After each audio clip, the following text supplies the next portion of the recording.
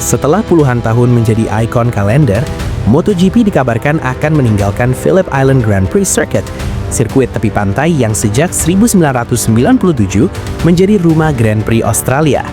Semua bermula dari ketegangan antara promotor MotoGP dan pemerintah Victoria. Pihak komersial MotoGP ingin memindahkan balapan ke Albert Park Circuit, lokasi yang juga menjadi tuan rumah Formula One Australia. Namun pemerintah setempat bersikeras, dana tambahan hanya akan diberikan jika balapan tetap digelar di Phillip Island. Penolakan itu memicu efek domino. Australia Selatan melihat peluang. Mereka bergerak cepat menawarkan alternatif, The Bend Motorsport Park, sirkuit modern dengan infrastruktur internasional sekitar 1 jam dari Adelaide. Secara teknis, The Bend siap. Secara politis, mereka berhati-hati.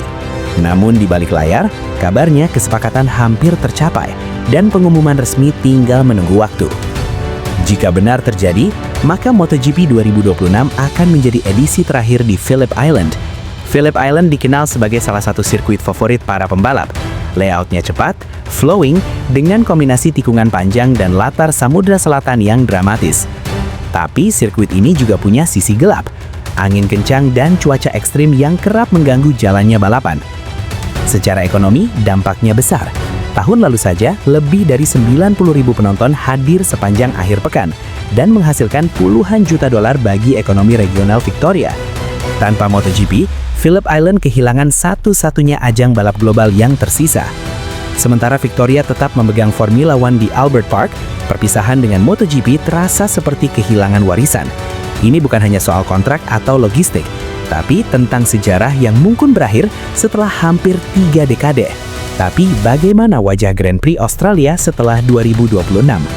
Apakah The Bend mampu menggantikan magisnya Phillip Island? Ataukah kita sedang menyaksikan salah satu perpisahan paling emosional dalam sejarah MotoGP? Satu hal yang pasti, jika ini benar-benar akhir, maka setiap lap di Phillip Island mulai sekarang akan terasa berbeda.